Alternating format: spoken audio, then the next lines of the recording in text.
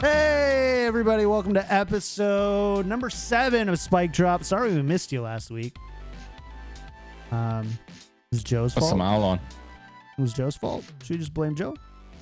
It is my fault. Usually is. I like blaming Joe. But hey, welcome to the show. Thanks for being here. Hope you have some fun while you're here. We're hanging out. Right after this, we're going to be doing our patron game night for Tactical Crouch and any of our Spike Droppers in here. More than welcome to hang around and play games with us. It'll be a ton of fun.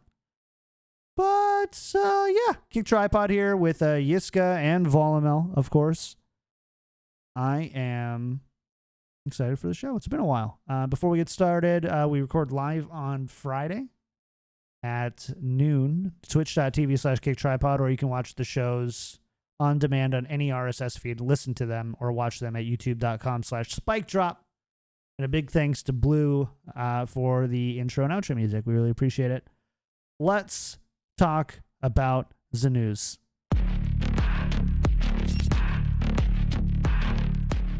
All right. This one's kind of esporty, but let's actually, we should probably discuss the new agent lady first, huh? Mm-hmm. New agent lady looks pretty cool. We got a new VALORANT agent teaser about an hour and a half ago. So pretty recent. The Overwatch community is just calling her Sombra. At this point, it's what, she's purpley, has a vandal in her hand. She do be purple. Trying to find the... Other than that, she looks cool. Like I'm excited. I'm jazzed to see what and how she interacts with the game, along with this new map that's supposed to be coming out. Kind of tired of playing split every other game. Not gonna lie. Weird how that works. Yeah, it's just always split for whatever reason. It's just like Haven split, Bind split. Just they just keep peppering split at you. I did like the changes though from last week. Feel better, slightly. Nice tweaks, but purple agent lady, we'll have to see. Hopefully, kind of thinking about her like Sombra though. It's like, I wonder if you put Sombra in this game, does she really like feel that good? I don't know. You really want like a silencer hacker lady? Okay, yeah, like invis is okay. That's one thing, but like more on like the hacking and like removal of abilities is like, is that big of a Why deal? do we think hacker?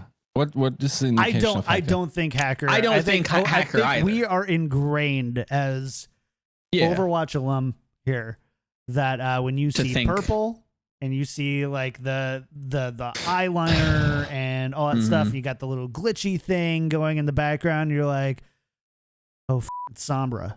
Yeah, I'm kind of like predisposed to think like, okay, maybe she like stops you from doing things or like silences you.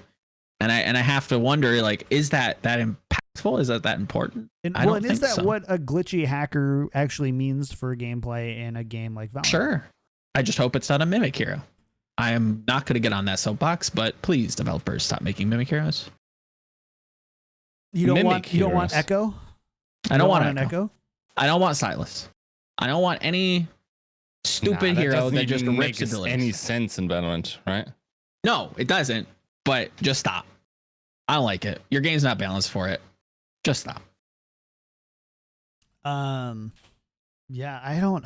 It's tough. There is so Action Esports did have a follow-up tweet that says many believe that this very well could be the vampire-like character named Sabine, and mentioned by other agents in their pre-round voice lines. Interesting. Yeah, it's also like if you look at like the vibes I get from, especially from the lighting, is much more like vampire type of movie stuff. Like it's the aesthetic of maybe not the coloring, but like this type of stuff is like, you know, like just vampire, true blood type of. She's gonna like track you throughout the map. Like if you're low health, she just like gets Sombra vision. She sees you. She gets 200% bonus damage if she's in the shade. Oh god. Out of direct sunlight. Please no. Please God. I hate to. I really really looking forward to having this new vampire lady just shoot me through a wall for all of my health. She does like feel very positioned, especially in some of like the key art, to be like a villain.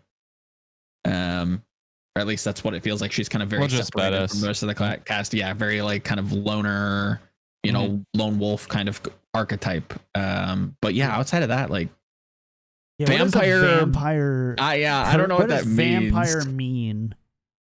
Self-healing? Like what? On damage? Healing. Yeah, healing on damage. Healing on kill.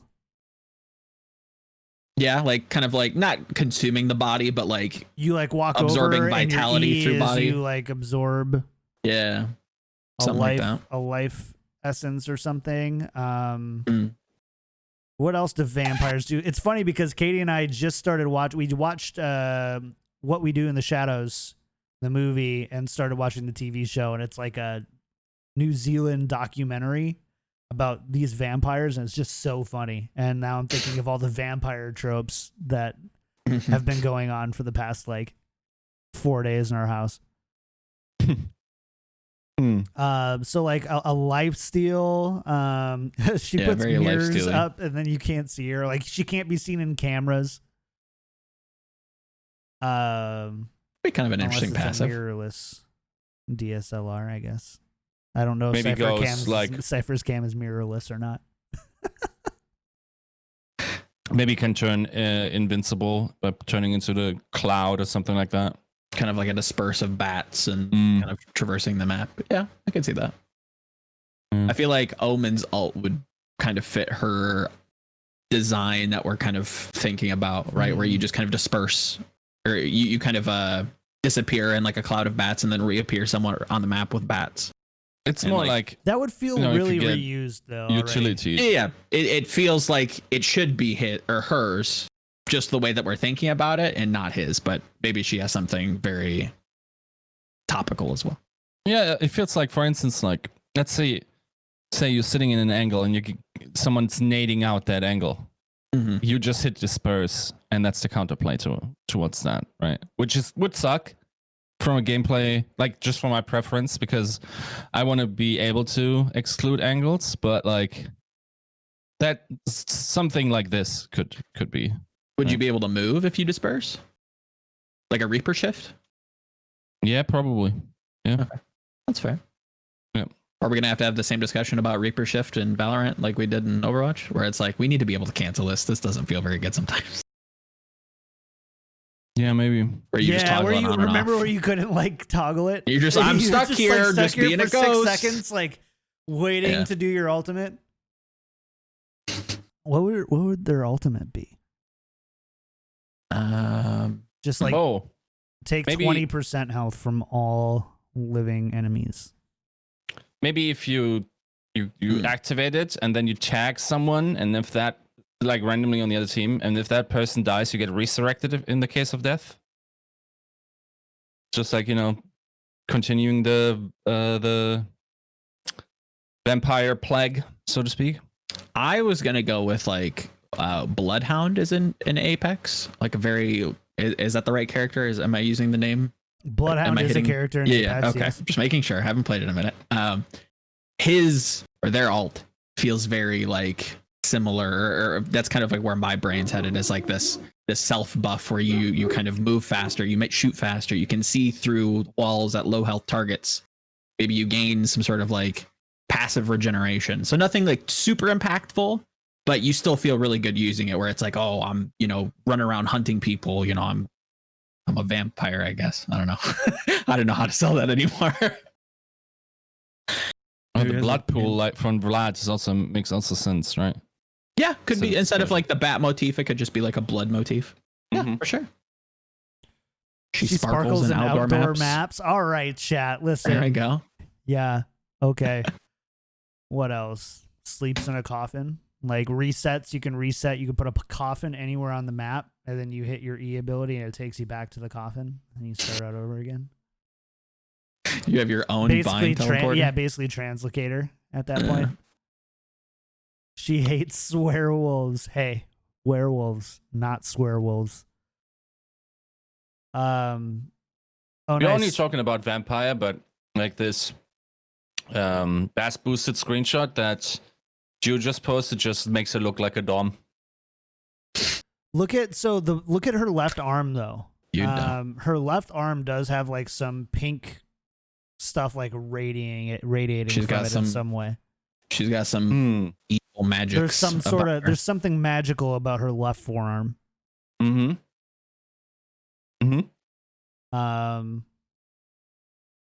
Like I could totally see. I feel like lifesteal. While I could see lifesteal happening in some way, I also feel like it is very anti like arena shooter, FPS, type stuff.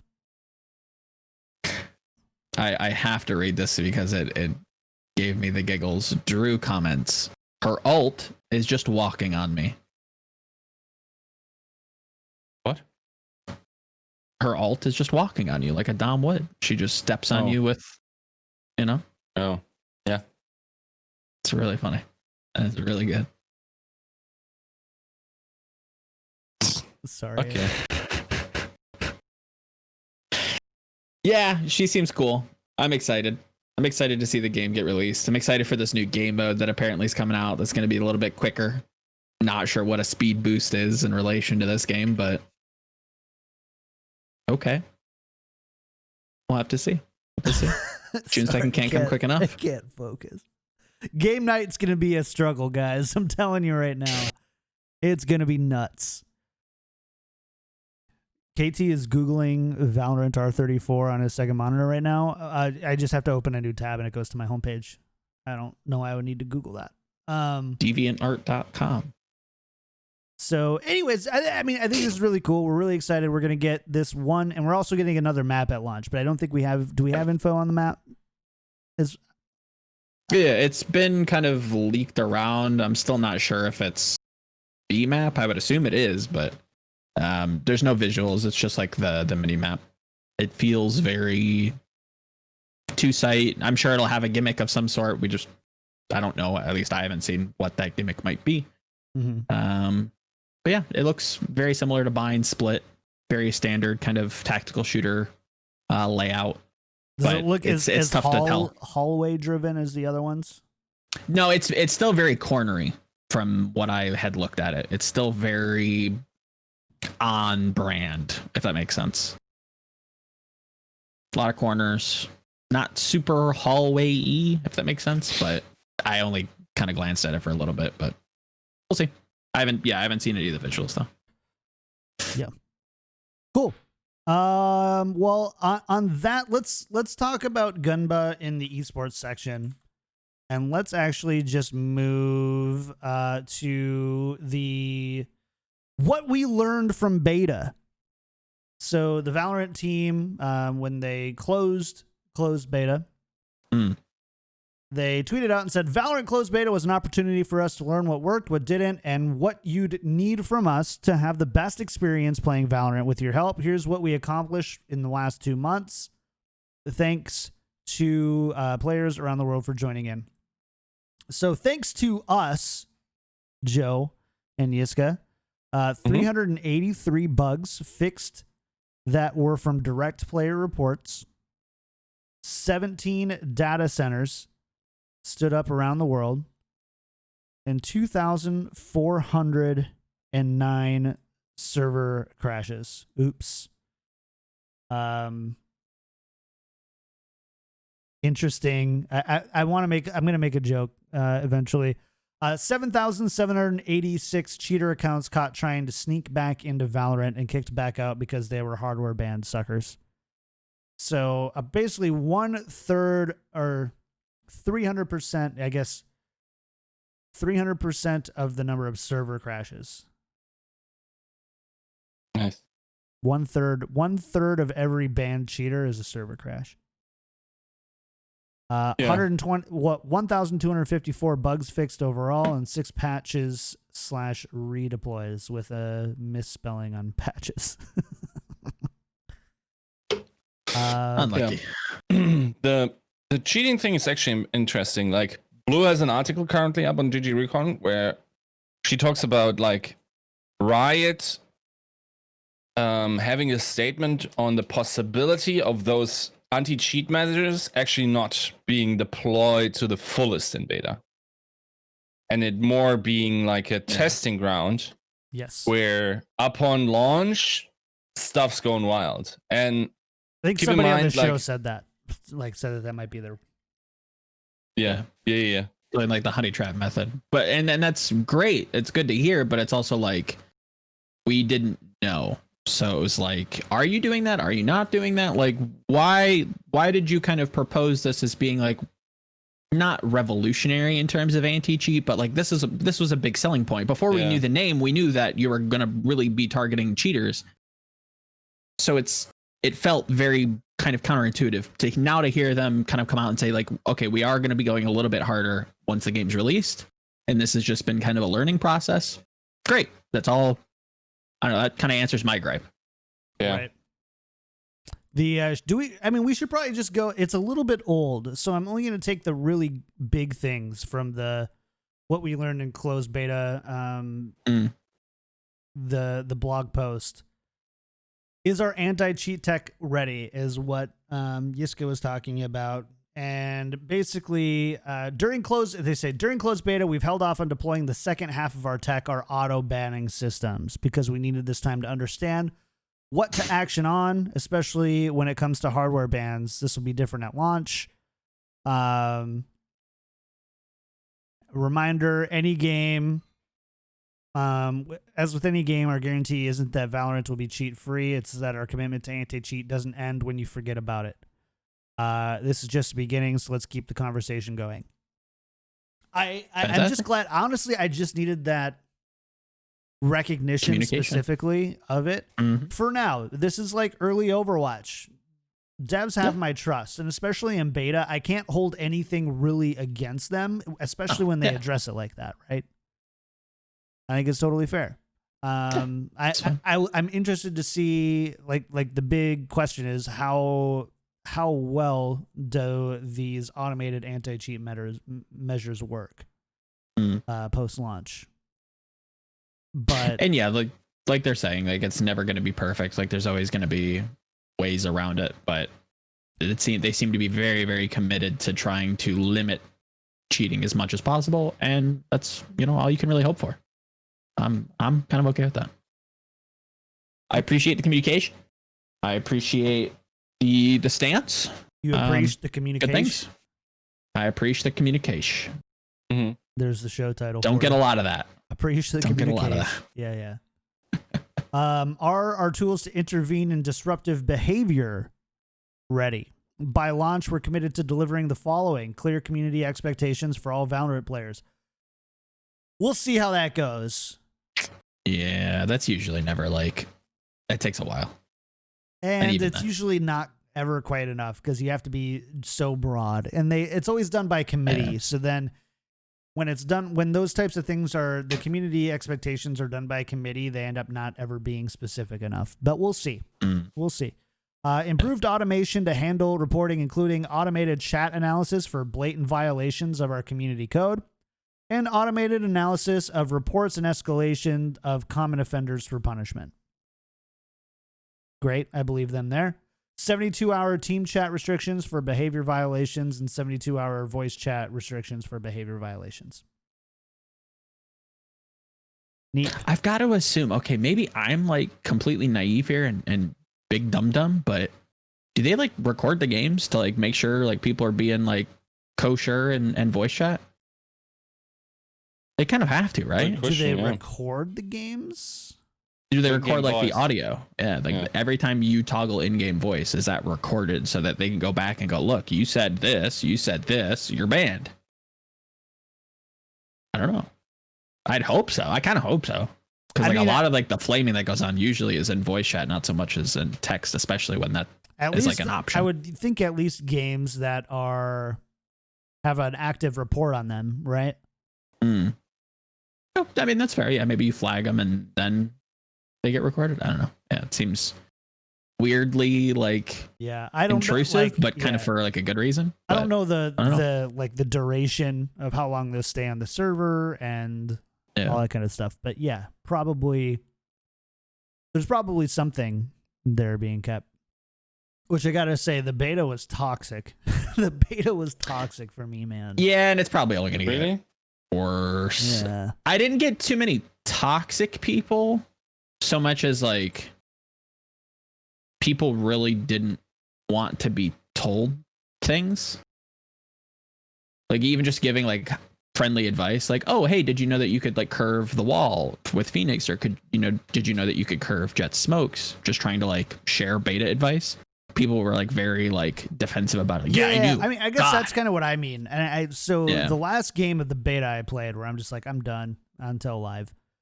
I had a guy with TTV in his name, and another guy. The whole time they kept just like talking smack back and forth to each other with their KD and stuff, and like me and the other 3 players are like trying to like communicate, like, hey, blah blah blah, and they're just like. And I think at one point it was one of the TTV guy was a Sage who kept switching which side he was defending every round.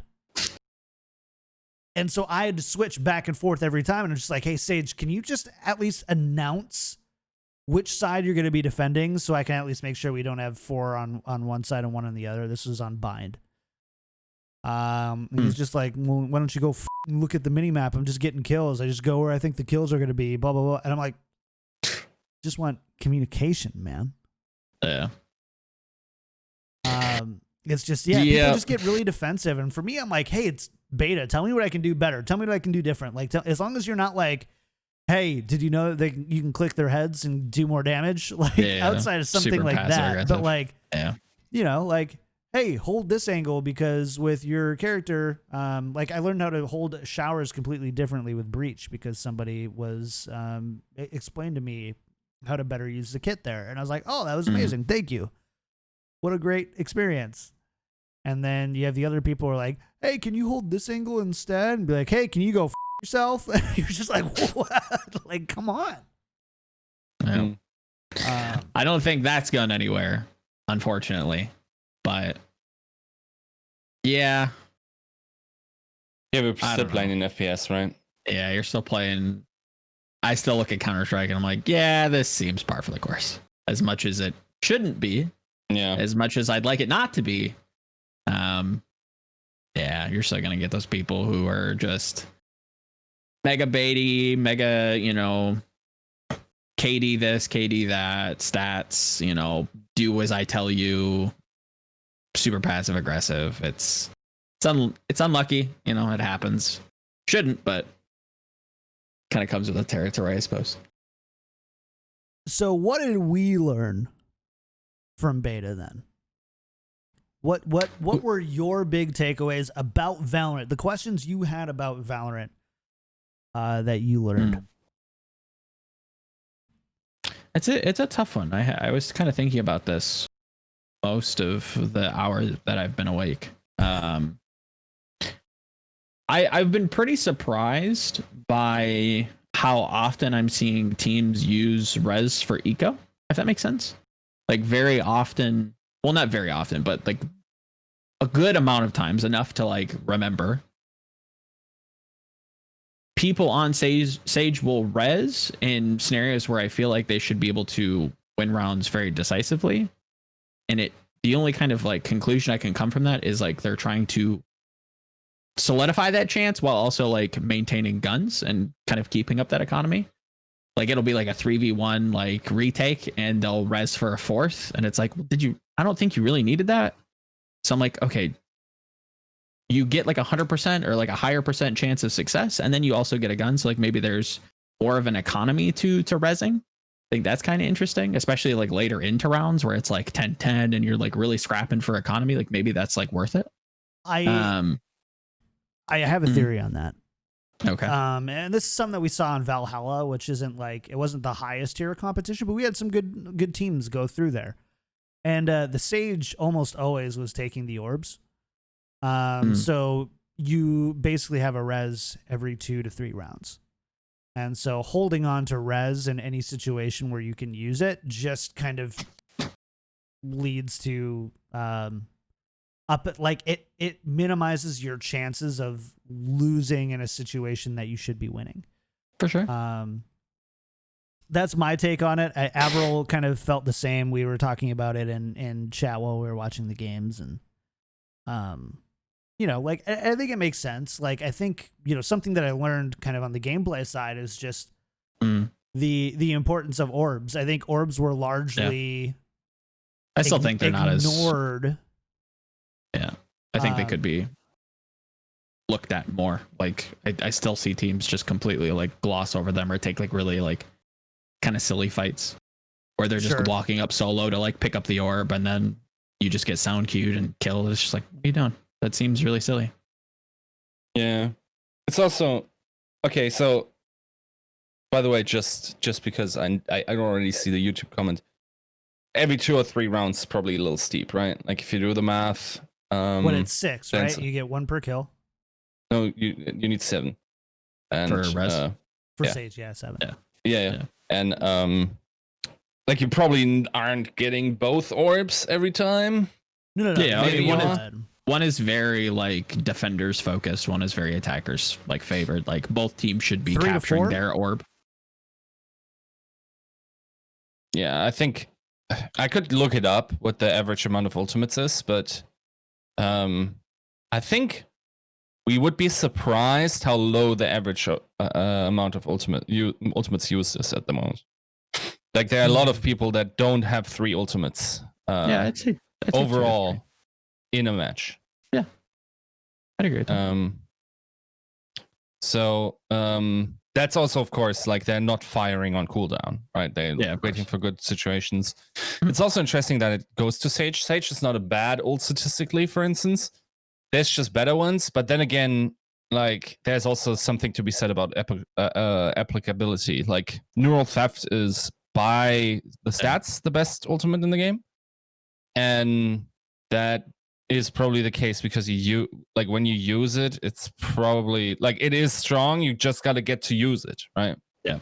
I think what is a reliable ultimate on a agent that you maybe don't want to play is Run It Back, which is Phoenix ult. Yeah. That almost always creates some value for you, right? Mm-hmm. Like you're going either you're getting information or you're getting like damage or kills down. And it's pretty safe unless you're a dummy, right? So, like I would think maybe giving it to him, also because he has the ability to heal himself, with if he takes chip damage through a smoke or whatever. So these considerations, but yeah, I think also the play rate for Phoenix is down in general. So. Yeah. I also makes some sense, and I think a part of it comes with how like the heroes are played as well. Like Sage isn't ever like entry fragging, right?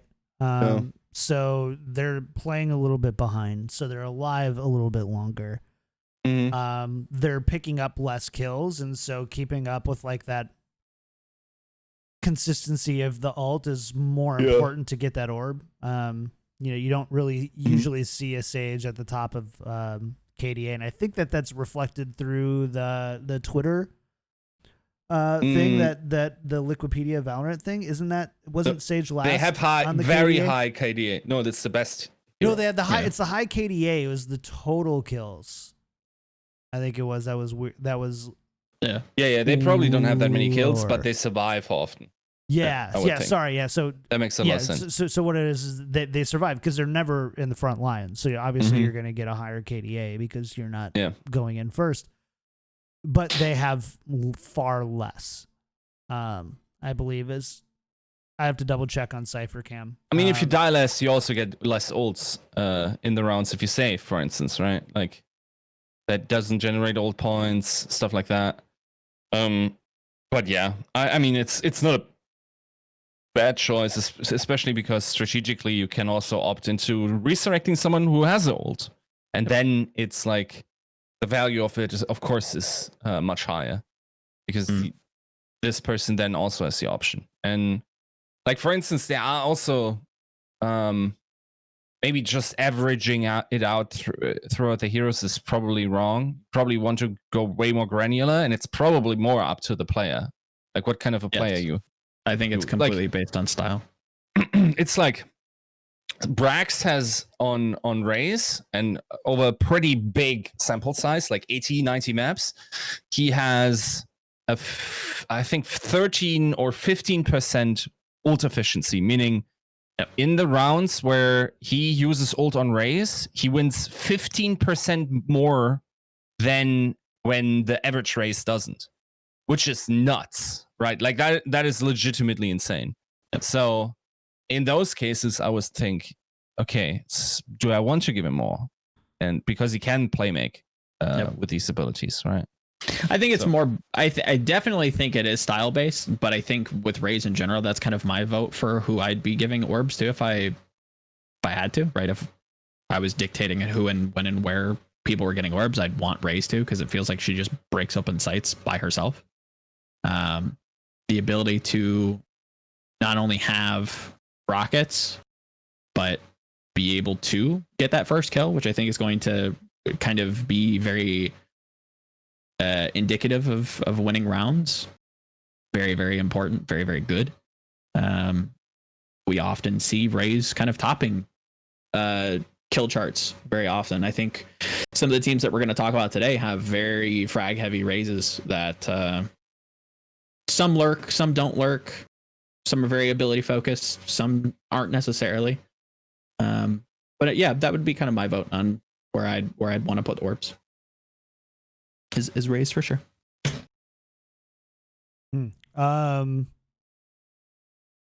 What else? I think we learned very quickly the value of abilities. Yeah. Compared to, like, I think a lot of going into open or closed beta, it was a lot of people were interested to see how much CS:GO and how much Overwatch this is. And am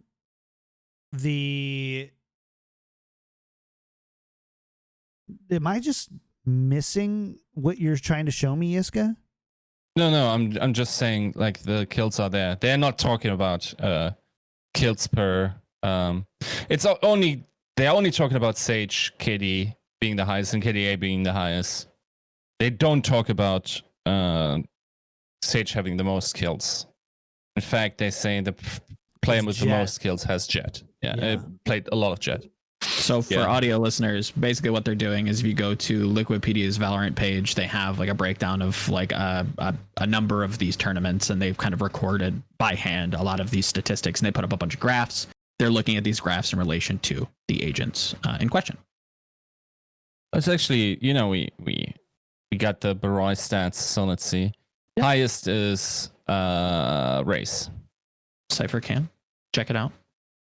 Click the ads. And then if I go Nerd Street only, maybe take the qualifiers in as well, because I think that was probably the highest. Okay, dude, that's Omen. No, sorry, I'm looking at the wrong stat. Let me see. Totals. And what are you looking at specifically? KD. I don't want KD. I just want kills per round. Additional stats.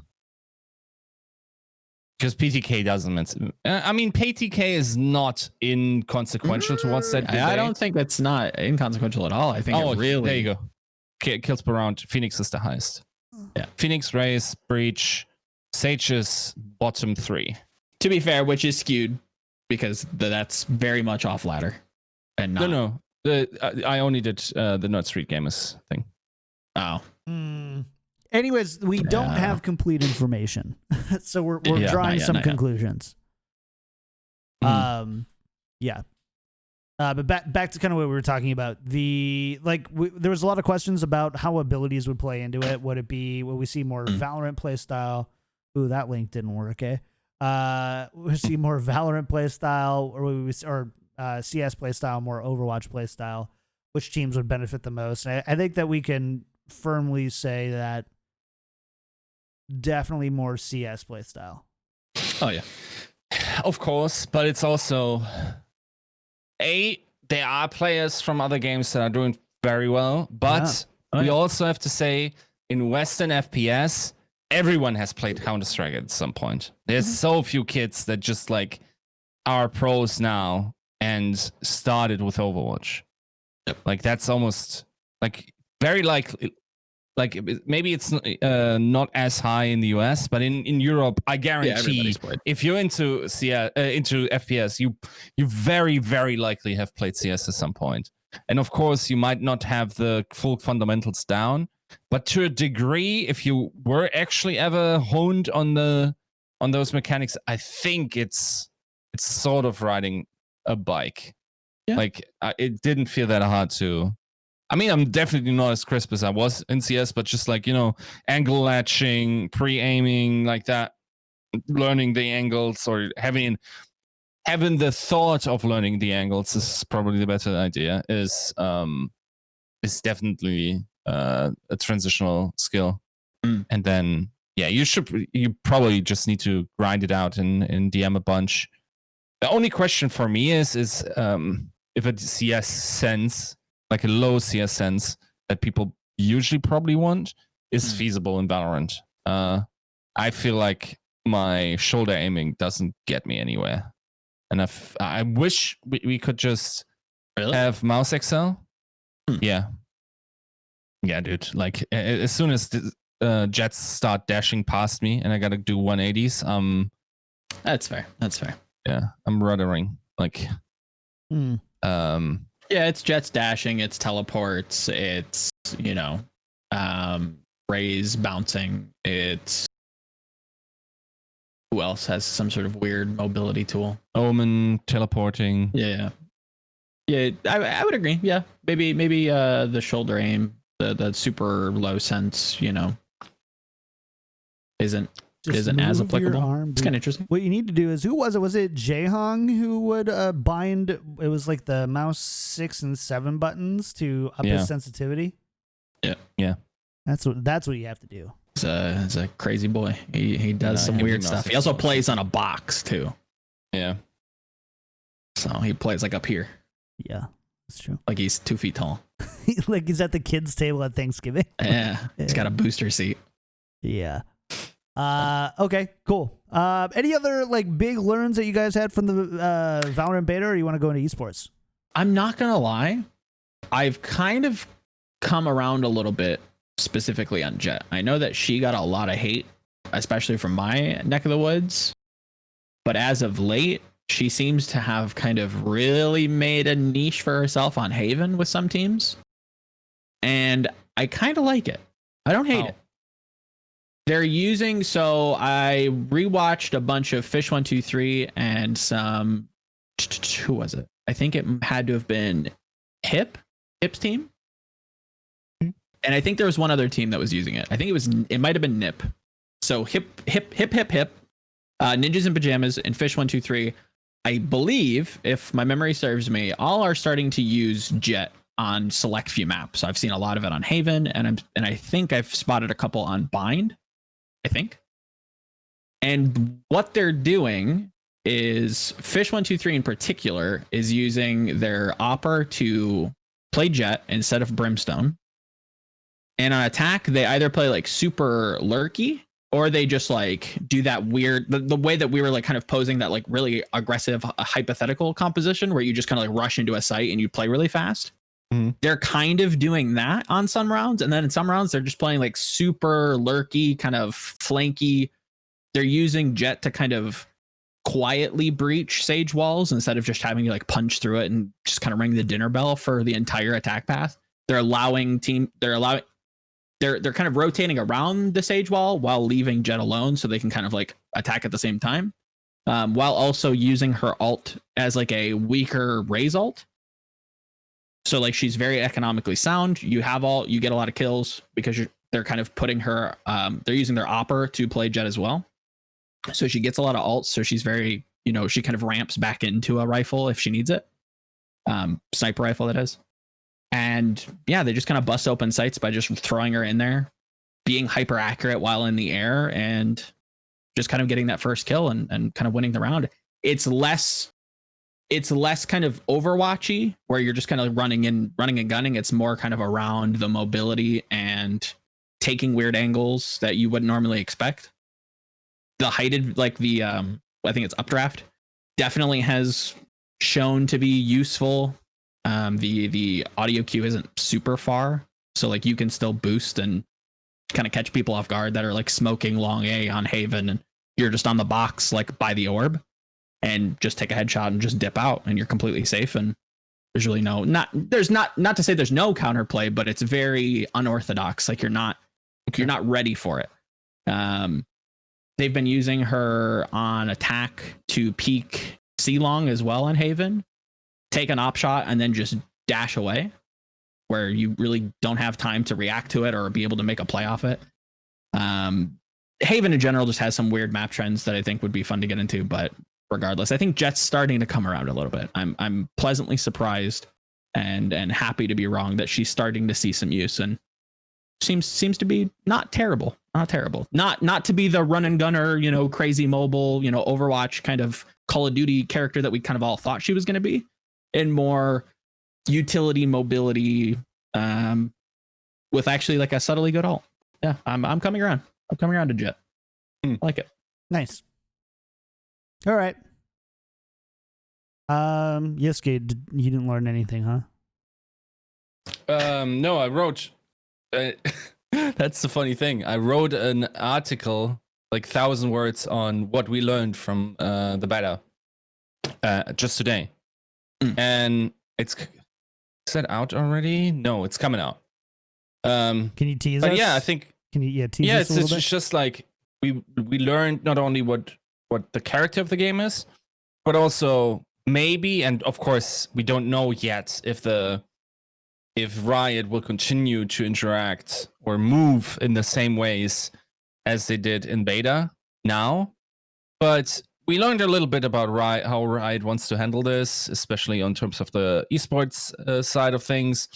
And we've also learned to which questions to look forward to, like what kind of TOs are getting on.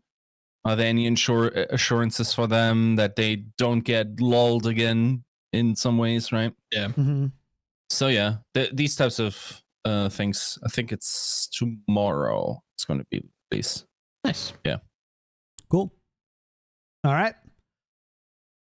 I'm excited. I love some of this. Even though you prayed for buffs for readers in Overwatch and not for podcast listeners, and I think I'm still a little salty about you about that. Toward you about that. Mm-hmm. I think we can talk about esports. Mm-hmm. Let's do it. Esports, kind of a big signing happening right before the show started. Overwatch alum Gunba is going to be leading the Immortals roster for Valorant. My Overwatch esports history isn't great, so tell me if I get anything wrong here. Was/is a coach on LA Valiant. I assume was. Probably was. Was probably. And the Immortals organization owns the LA Valiant. So for those who don't know, the Immortals owns LA Valiant, along with they've got Optic. Yeah. Optic and MIBR. Yeah, there it is. So LA Valiant, he was with Boston Uprising. Before that, didn't he do Valiant before Boston Uprising? Didn't he go Valiant, Uprising, Valiant? Yeah, he did. Oh, yeah, you're right. And then the only ones I remember was Blank Esports and then Fusion Girls. Only reason why I remember that name is because Sideshow wrote that big article about him.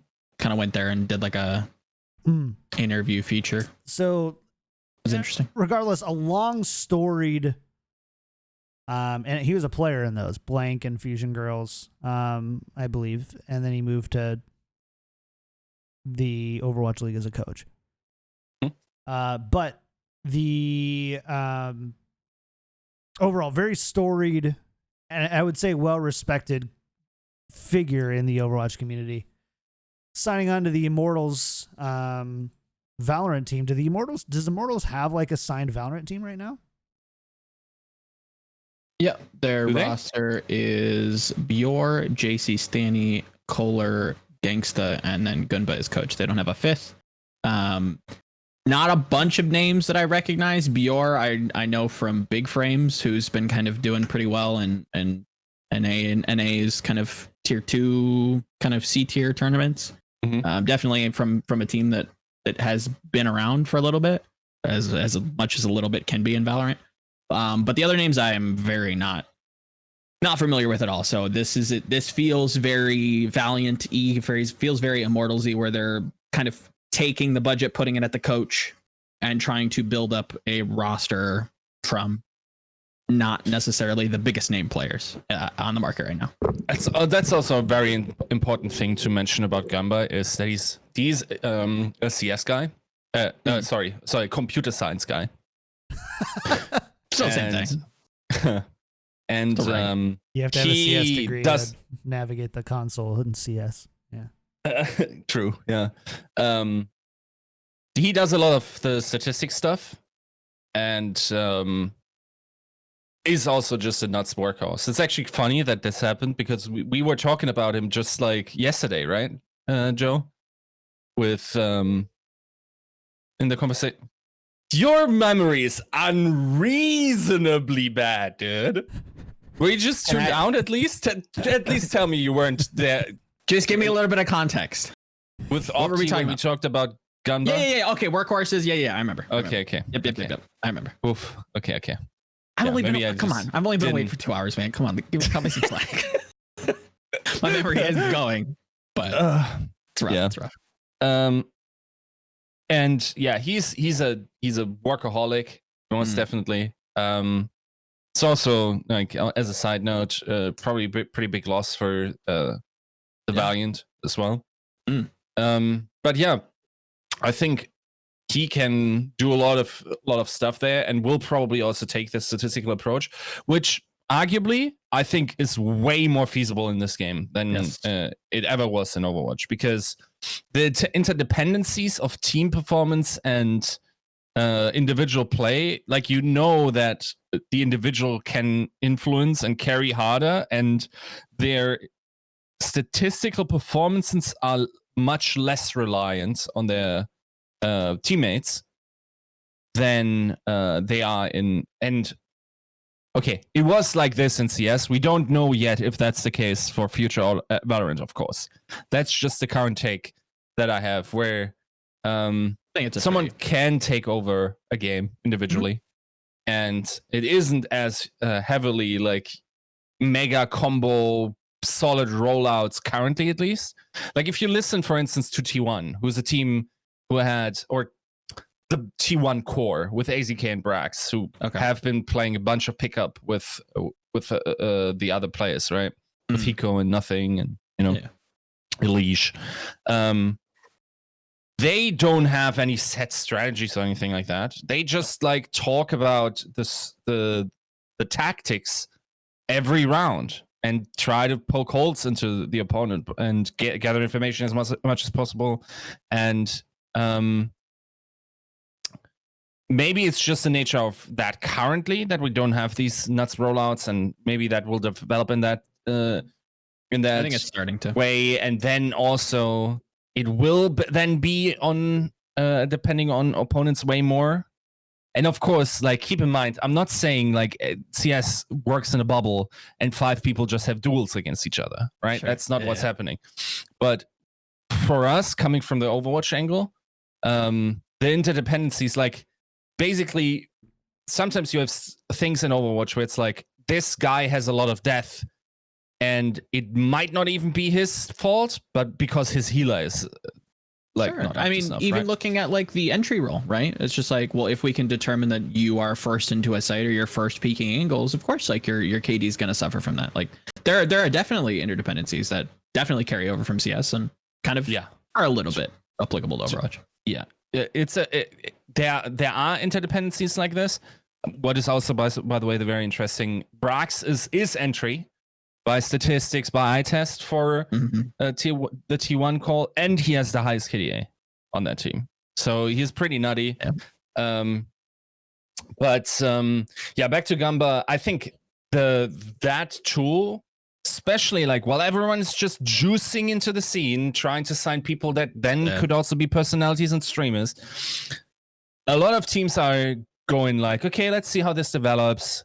Let's play a couple of community cups, and then we scout like the gems and sign them on a reasonable contract.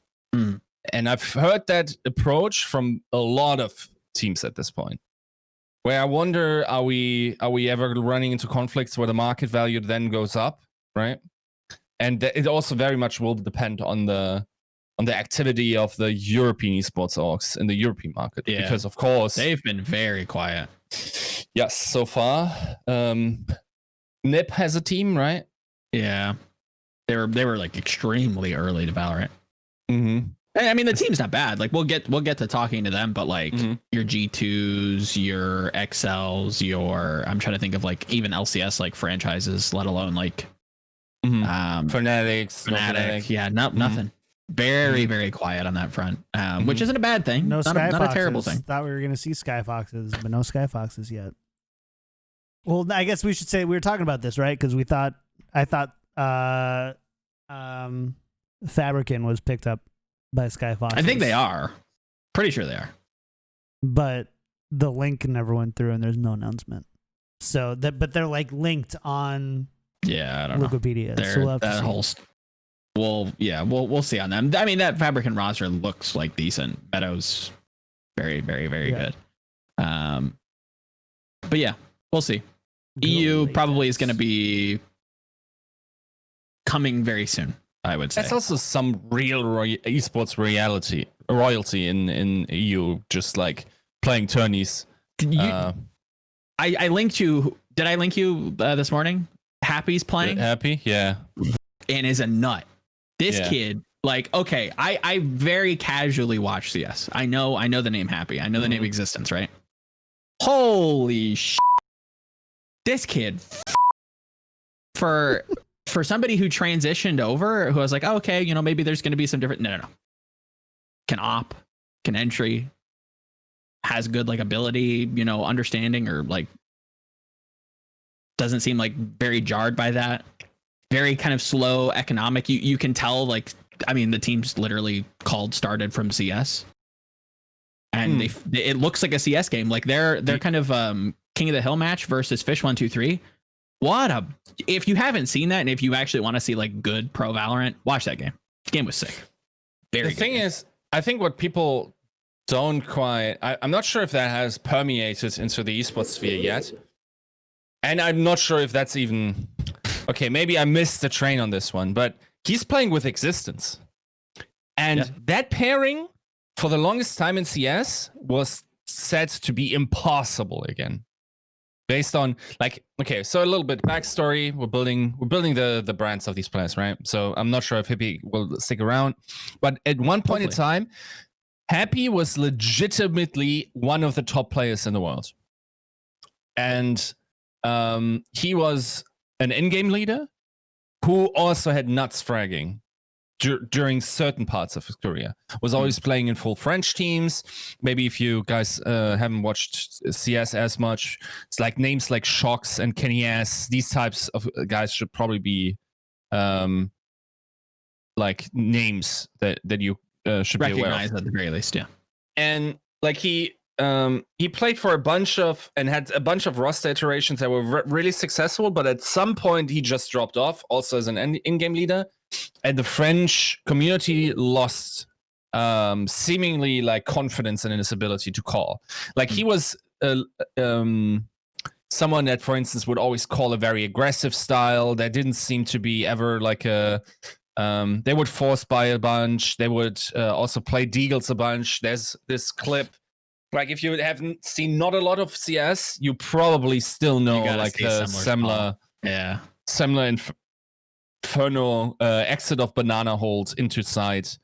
where he just goes nuts by happy getting a. I mean, the play is pretty sick. 4K. Was it a 4K or 5K? I think it was a 4K. Like, was it a Deagle Ace? Yeah, I'm not sure, but I haven't seen it in a minute. But yeah, great shot casting there, but also nuts play. And yeah, it's interesting to see these two paired up. Who else is on? Maniac is on that roster. Of course, also like a name that more like an analyst almost at this point. Does a lot of analysis work.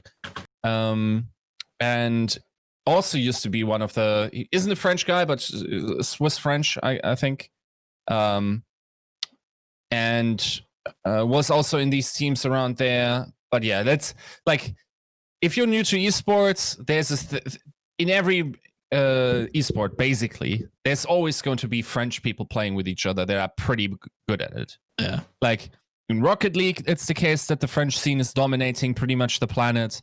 In CS, it was the case for long periods of time. To a degree, Rogue was a domination of French players in Overwatch. There's always like this period of time where French people, as long as they like each other, can legitimately have nuts teams. Yeah. And then, and it's also a thing about French pride that they want to come in French, and these teams work out pretty well. So I'm hyped. If they actually stick around, I'm not sure. Maybe it's just like, for fun. He's like, especially Maniac has a career. I'm not sure what Existence is doing currently in terms of CS. I don't think he does it much anymore. So maybe a lot of these players, same thing is happening with AZK and Brax, who had like an enforced retirement through not being able to compete in the majors, therefore being practically unhireable. But yeah, for a lot of CS former top tier pros, we have to say, because they weren't any longer, this might be a second chance. And if they show some flexibility in adapting to the game, they are the type of guys that will be the first movers that will do very well in the beginning until the prodigies come around that just like are selected for this type of game that we're going to find out what it is and are just going to put the others away. It was the same for Overwatch with the TF2 pros. A lot of them came in. Like I remember Tvik, Seagull, IDDQD, Clockwork, like these were in the beta weeks, they were some of the biggest names, right? Yeah. Shadowburn, these types of guys, they are almost all phased out now. Nah. Screw that. Scream is insane. To Ryan Central's point in chat, Prodigy, which is like this esports agency, is kind of like fielding a bunch of players that they represent in some of these tournaments. I'm still not sure if that's an actual team or if that's just an agency. Very unclear. Maybe I'm just the naive one, but yeah, Scream and Mixwell, both names that I recognize. Scream being I believe like a pretty big member in the French community, correct? Ignorant question. Yes, he's Belgic. But he, once again, like there's a lot of countries for the Americans. There's a lot of countries in Europe that have French as a part language. Switzerland has parts of it that speak French. Belgium for sure. Belgium has Belgium in general. My understanding from that is always that they have like they are just multilingual as a culture in general. Yeah. Like it's very rare that you only catch a guy from Belgium that only speaks one of the languages present in the country. They speak some German, for instance. It was always fun to drive there with the French class, and they were like, "Okay, you have to interview people to answer these questions." Just like in Brussels, aren't we? Just ask in German, like, get out. Yeah. So, yeah. I'm not sure what the word is in English. Is it Flemish? The language. So yeah, there's a lot of cultural and language overlap in Europe with the French, and that's why sometimes players from Belgium and players from Switzerland can sneak into these structures and also be part of it. Ignorant question. One of my first FPS mouses was the Final Mouse Scream 1. Is that the same screen that you guys are talking about? The same screen? Yes, I think so. Yeah. It's the same through Scream. Pretty sure. Scream. Okay. Yep. Favorite mouse, by the way, until the click broke. I have the Cape Town one right now, and I love it. But the Scream was just special for me. So Scream was at times one of the best players in the world, like top 20 player. More like towards the bottom end though.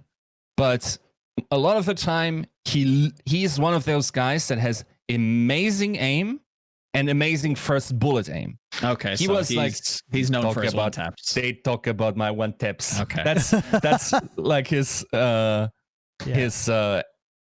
commercial for that mouse, I think.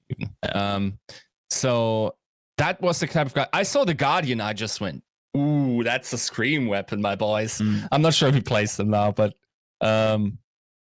he was definitely like, once again, also another player that was at the top, also winning. Feels like maybe like a good 3 months where he was like on a very dominant team, and then always like orbiting around the best French team, always being considered, never consistently being taken in, and overall has a pretty big streaming following for CS as well. So definitely also a guy that's pretty safe to sign. Interesting. Sorry, I just recognized like I don't have a CS background at all, so maybe I picked the wrong game to podcast about. But so whenever you guys bring up names that I recognize, I have to clarify. Well, you got all the apparel. You can help. It's true. I have a mouse of a player. I have no idea who it is. To give like brief like little tidbit context to like people who don't have as rich a CS background, trivia wise, Scream is ranked 7th best player in 2013 by HLTV.org, was ranked 9th best player in 2016 by HLTV.org. Has a history going all the way back to like 2011 in source. The dates go all the way back to 2010, but he's been playing CS type games now for 10 years, it looks like, on some of the top teams in Europe and maybe even in the world. This is like royalty kind of playing in Valorant at this point. So it's very exciting to see, very cool to see, and he's doing very well. So hopefully that continues. He was on the team. Like if you guys have listened into CS at all, this magical NIP roster around the former Fnatic guys and the former NIP guys, Get Right and Forest, that in the early days of NIP were dominating the scene, right? Like I'm talking, I think, what was it, 56 and game win streak or something, match win streak for that in the, might have been only mid 30s, but definitely like a nuts record. And Scream was on the team that the French team, as far as I recall, that rivaled them and were very close to winning one. Yeah. But then MIP, that's where the NIP magic comes from. That's where it originated, where they were down, the French had won, Scream had been nuts, and then magic happens and Get Right and Forest pull it from somewhere and just go ballistic. And he was sort of like the witness of that. I also misremembered like him being like a, like on the lower parts. In early CSGO, he was actually pretty nutty, It was the team that rivaled NIP at that time was that Very Games. Am I remembering that? Yes, Very Games. Yes. So, which is interesting because it kind of ties Prodigy and Started from CS together, because Existence played for Very Games. So did Scream. So is there a world where we see the reuniting of, an older Very Games duo in Valorant? That would be pretty disgusting. And to put a little bit of context there, Existence is one of the legendary in-game leaders in CS. Also, very similar story to Happy, where at some points the French community lost confidence in him. But he was like part of the, like these rosters that would pick up. I think was he on Titan? Was that one of his teams? LDLC, I think. Like these types of French organizations, He was always like a super smart guy, was big hyped, but then towards the later part, always a hardcore grinder, like sick motivation to win, but couldn't do it in the later parts of his career. And that would be like a great story if he was to find success again in Valorant. Yeah, that's kind of like esports royalty at that Because point. Like, let alone Joe, CS. I'm telling you, if we're talking about strategies and like nuts rollouts and stuff like that, look towards his team. This guy in that regard is genius. I believe it. Yeah. All right. So there is one thing I think we're actually going to have to hold off on our 5 teams to watch when Valorant goes live segment, because that feels like a long one. But there is one big tournament that's going to be coming out. And it's going to be right before, I believe it starts right before we actually record the next episode. And that is the Twitch Rivals Valorant Launch Showdown. $200,000 up to grab across 8 regions. So it says, after a record-breaking closed beta, Riot Games' 5v5 character-based tactical shooter Valorant is launching on June 2nd. To celebrate, Twitch Rivals is collaborating with Riot to execute the first set of competitive events for Valorant on its grand opening weekend. These events will span the globe with participation from some of your favorite creators in NA, Brazil, Latin America, Europe, Korea, and Japan. And it's kind of broken up. So there's 2 $49,000 prize pools between Europe 1 and Europe 2, a $42,000 prize pool for North America, $10K for Korea, $10K for Japan, $20K for Brazil, and then $10K for Latin America 1 and $10K for Latin America 2. So pretty big numbers going out the gate there. Are these competitive numbers or marketing numbers? Yeah, is that a competitive prize pool or a marketing prize pool? Like, to answer your question, it's probably marketing. Yeah. But the fact that it's Riot sanctioned makes this the first big tournament where we will all look towards. Yeah. I'm hung up on the game creators. Yeah, I mean the game's trash. We don't have to. Am I being too cynical and saying like, is this just another like streamer thing? Oh, you might be right. I don't know. It does say creators. I'm hung up on creators. Now that doesn't mean that some teams have big creators on them, like your Sentinels, like your T1s that will come in and do well.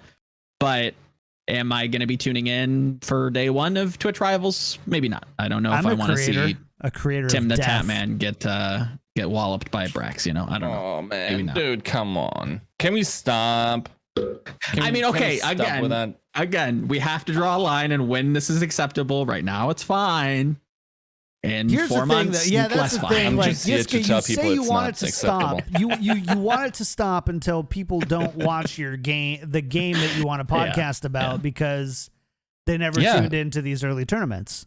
Look, if they could make a game where it's an entire tournament circuit with like competitors that fight to the death, and it's only me watching.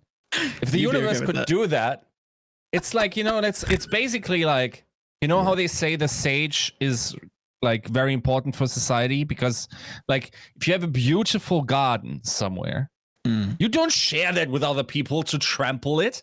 You get the one guy in, he gets to experience it, and then every once in a while he comes down from the mountain and just shares the wisdom with everyone. That's me. I want to be that on the Mount Olympus of like great esports competition. Someone just forget about Mars, Elon. Get out, dude.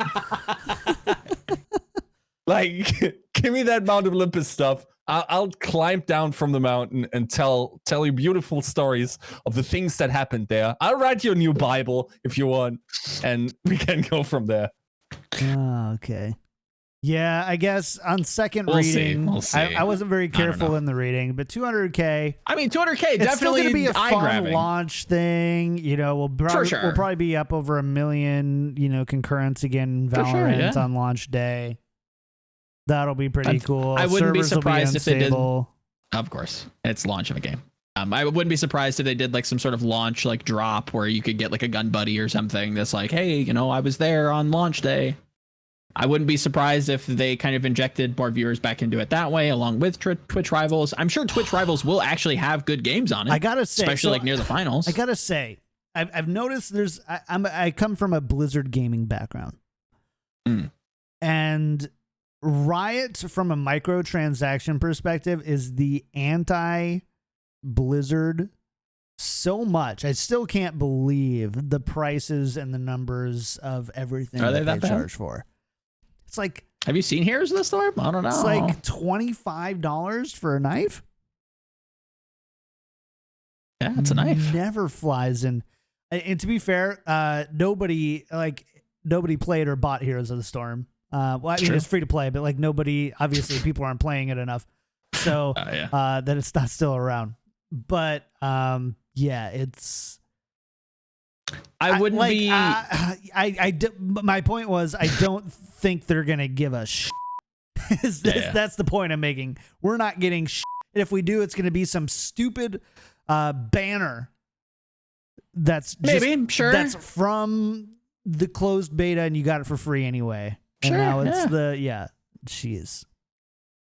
$25. People go crazy over that stuff. People go crazy over, icons. Dream. I'm totally, and again, I know CS is even worse because they have the whole marketplace and all that kind of stuff. All I'm saying is that it's say what you want about Blizzard. It's specifically like Overwatch and WoW and Diablo and especially post the D3 auction house, after they removed that and all that stuff. Yeah. Say what you want about Blizzard, but one of those things that they've done really well is balanced enough of that like customer care on the microtransaction side. They've been very much like pay up front or pay for the thing, and then you don't have to. Loot boxes in Overwatch are the closest thing they have to that, and we've made the argument on Tactical Crouch that they're not aggressive enough with it, that it actually doesn't bring enough players who want that, like, I have that exclusive thing and that exclusive skin, and I want to show it off, and therefore I want to play it. But I wouldn't be shocked to see that developed more, though. Like, I find it very surprising that we already haven't seen some sort of, like, crafting based system implemented in the beta, very similar to what they have in like League right now, where you kind of play the game, you get a reward, and you can kind of craft it into skins or other agents or that will happen, but they also talked about like skins upgrading. And I think that kind of plays very similarly to what they're doing in League, where you get this currency that you can either spend real money on or you just earn from playing the game and doing missions and the typical gamer thing, daily quests and whatnot for playing the game, and you can upgrade your skin, you can craft new skins. Like, I'm sure it just won't be very bland for very, very long. I think it'll be, they usually do pretty good, especially with League. Hopefully they learn some of those same lessons and implement it in Valorant though. It's also, I hate my own psychology for that, but it's like, that's why every Overwatch skin is trash. What do you mean? Like, it doesn't have that hype beast factor where it's like we do something the skin very, itself very is not trash, but the lack of exclusivity of the skins makes it trash. If there isn't a better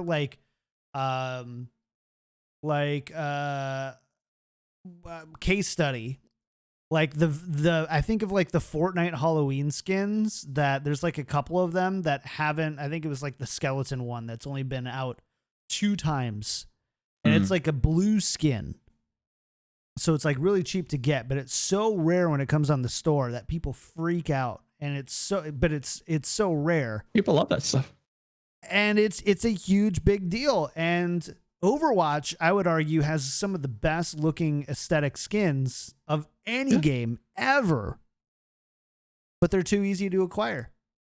Yeah, you just get them every season. All Halloween comes around, you get the Halloween skins again. Yeah, there's no rarity to it. If you want a specific skins, chances are if you drop $50, you'll get that specific skin and a dozen others, right? In Overwatch. And Dream said it, like, Overwatch has hands down the worst progression system in any game I've played. There isn't one. I totally agree with that. But I will not like it's not because the transactions to play the game are predatory. You can also use other things besides. I mean, it's a little bit like we're talking specifically about cosmetics and skins, so that's why we went down that route. But, yeah, I just like. We're not going to talk about Overwatch here, but I just like. No. I don't think that we're going to get a free buddy on. I think so. There's a good chance. I think there's a good chance. The closed beta people are getting something. Sure. I forget what it was. I wouldn't be shocked to see more people or a very simple reward being handed out as like I was there on launch day, as a drop, as an activatable code. I wouldn't be shocked. Wouldn't be surprised if it's a banner, if it's a gun buddy. It's something small. It's something quick to design and fun for people. I will bet you right now. I will bet you that we get nothing for the. What do you want to bet? For the what? For the launch. For the launch. Nothing aesthetic. Like nothing. No aesthetic. No banners. No nothing. No icons. Would you want to exclude banners and titles? No. How about? Because it's something small. It's not something like you're going to get a skin. You know what I mean? It's going to be something very small. Gun Buddy even feels like, okay, well, it's going to be rare. It's going to be kind of free to play. Maybe not game, exclusive, but yeah, I'm going to say I'll take that bet. What do you want to bet? I don't know. Depends on what you want to bet. I don't know what I want to bet. Well, come back to me in the next show. Okay, listen here. No, you have a brain too. Now, you wussies. You now you have a brain. I don't know what you want to bet. I don't. What? I mean, you can bet too. You can. Okay, it's your first. I'm not the one. I decided firstborns. Training firstborns. I want my kid. I want Joe's kid. You're not having. I want Joe's kid. It's not worth the bet. Look, you can raise my kid. I don't know. I don't want your kid either. I don't know. It is what it is. No big deal. Just just an acknowledgement on the show. I was right. You were wrong. Is what you have to say. You have to go. Simple enough. You have to go. We'll KT, never get to Lord bets at this pace. You were wrong. Oh, we're really gonna Lord bet over cosmetics. That's Lord bettable. Come on. I don't know. Listen, talk about rarity. The fact that we're talking about cosmetics is already like might as well try because out we that don't have a discussion. gambling addiction like some people on. Yeah, I'm 1,200 euros plus out of CS. You're just salty because you're not a lord. Okay, just pipe down. Unless you're trying to get in on this, huh? Yeah, I mean, all right then. If nobody ever offers me like because they're complete fucking. All right. Woo! All right, this is a fun. I really love doing this show. We have so much work to do, but as far as just having a fun time on this show, it's always a good time. Chat, hope you had a good time as well. Make a dunce of the week cap to put on in the name @section. Bets can go to move around. See, that would work if we had like a studio, but now we have to have 3 of them. We all have to have like different ones. I'm just like, so much work. Paper. Who has paper? I don't have construction paper. No, I'm saying like literally who has paper? Lined paper? I spent $24 at FedEx to mail an envelope this last week, and it pissed me off. $24 for an envelope? $24 for an envelope with paper. What kind of paper are you buying? $24. And then the guy like a weird envelope. Put a $20 bill in there. It's out of paper. I insured it for $20. I put $20 in and I insured it for $50,000. And then when they put it in the basket, I took it out, and I made $50,000. Deposit back. Gee, still don't understand. Was it a painting or? No, it was some contract stuff for my job in Canada, so I had to send it to Canada. Okay. And it was an important document. Makes sense. It's still $25. Yeah, it's still nuts. It's still nuts. Yeah. It's a rat race.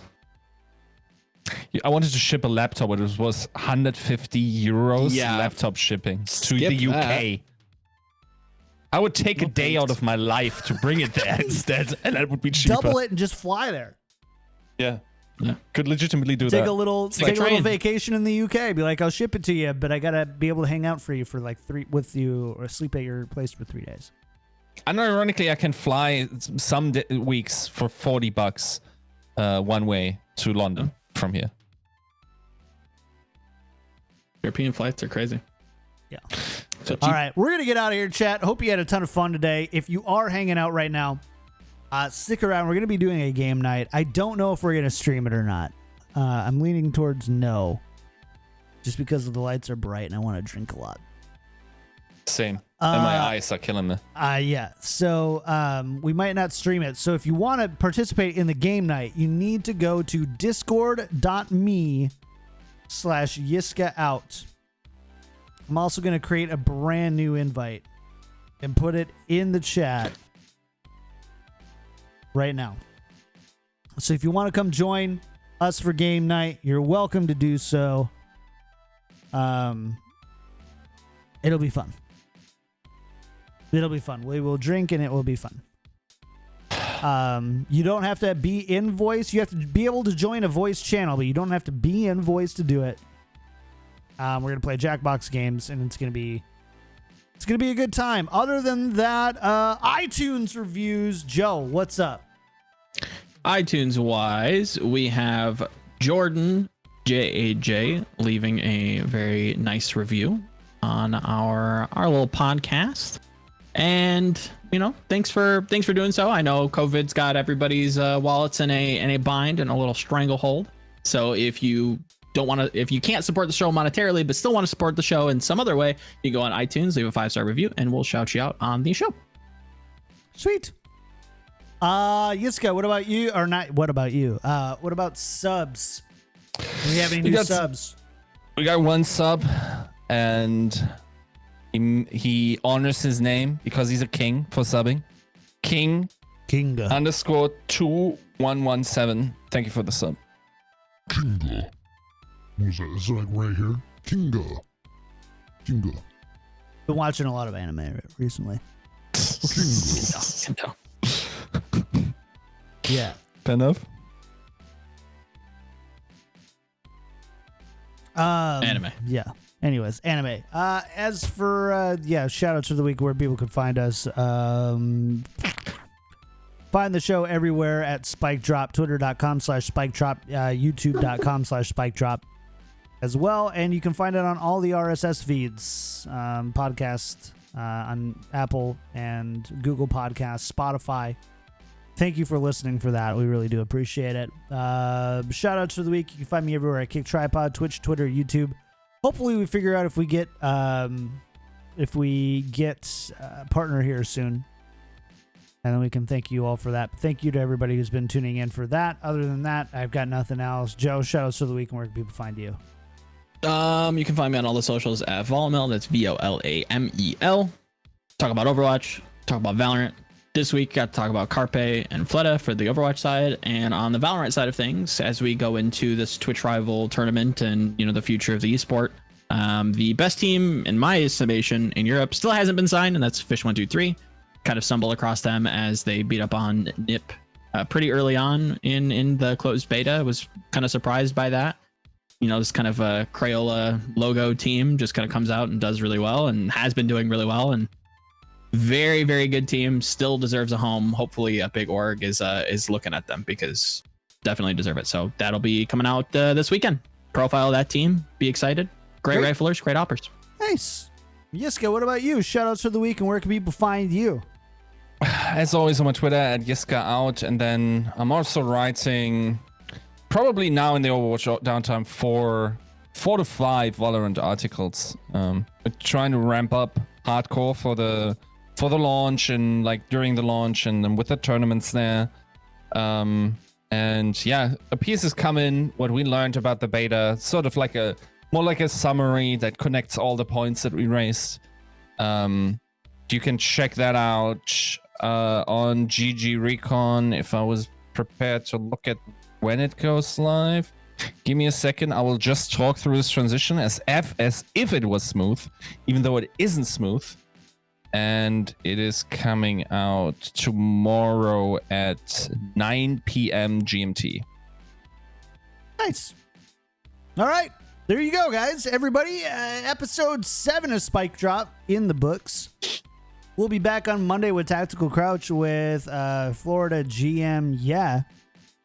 And head coach or GM? He's GM, right?